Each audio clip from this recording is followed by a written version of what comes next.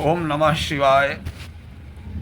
कृष्णाय वासुदेवाय हरे परमात्मने प्रणतः क्लेशनाशाय गोविंदाय नमो नमः। आमला एकादशी, फाल्गुन शुक्ल पक्ष एकादशी। मानधाता जी बोले, हे वशिष्ठ जी, यदि आप मुझ पर प्रसन्न हैं तो आमला व्रत की कथा कहो जिससे मेरा कल्याण हो।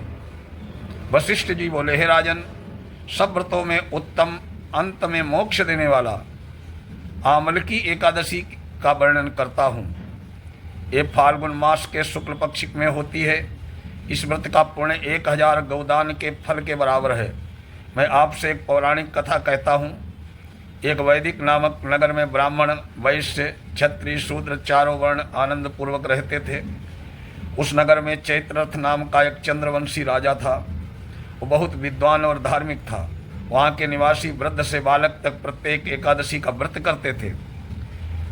एक समय फाल्गुन मास के शुक्ल पक्ष में आमला नामक एकादशी आई। उस दिन राजा से प्रजा तक, वृद्ध से बालक तक सबने हर्ष सहित उस एकादशी का व्रत किया। राजा अपनी प्रजा के साथ मंदिर में जाकर पूर्ण कुंभ स्थापित करके धूप दीप नैवेद्य पंचरत्न छत्र आदि से धात्री आमले का पूजन करने लगा।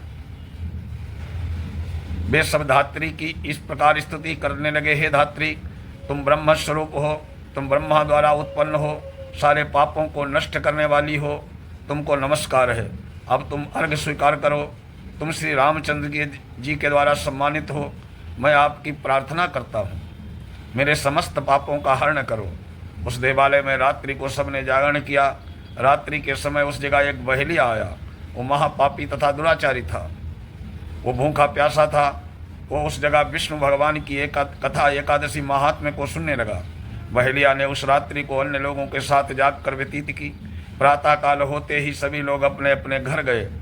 कुछ समय बीतने के पश्चात उस बहेलिया की मृत्यु हो गई। उस आमला एकादशी के व्रत और जागरण के प्रभाव से उसने राजा विदुरथ के घर जन्म लिया।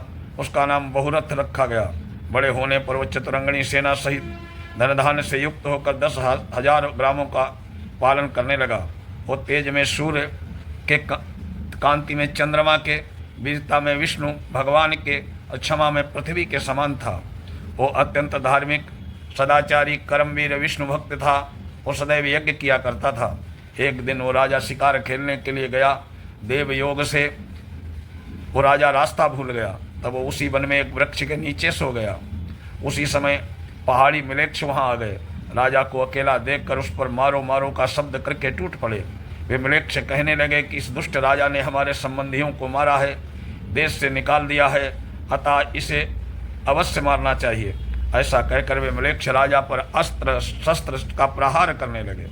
उनके अस्त्र शस्त्र राजा के शरीर पर गिरते ही नष्ट हो जाते, उनको पुष्पों के समान प्रतीत होते। उन मिलेच्छों के अस्त्र शस्त्र उन पर उल्टा प्रहार करने लगे, जिनमें वो मूर्छित हो गए।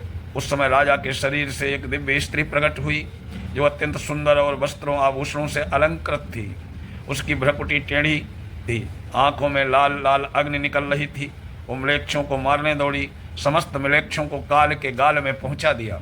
और राजा जब जगा तब उन मिलेच्छों को मरा हुआ देखकर सोचने लगा कि इन शत्रुओं को किसने मारा है। जब राजा ऐसा विचार कर रहा था तभी आकाशवाणी हुई और कहने लगी, राजन, इस संसार में तुम्हारी विष्णु भगवान के अतिरिक्त कौन रक्षा कर सकता है। इस आकाशवाणी को सुनकर राजा अपने नगर को वापस गया, सुखपूर्वक राज्य करने लगा। महर्षि वशिष्ठ कहते हैं कि राजन, ये सब आमल की एकादशी के व्रत का प्रभाव था। जो मनुष्य आमला की एकादशी का व्रत करते हैं वे सब प्रत्येक कार्य में सफल होते हैं, अंत में विष्णु लोक में जाते हैं। भगवान विष्णु की शक्ति सारे सभी संकटों को काटती है। ये मनुष्य की ही नहीं, देवों की भी रक्षा करती में पूर्ण समर्थ है।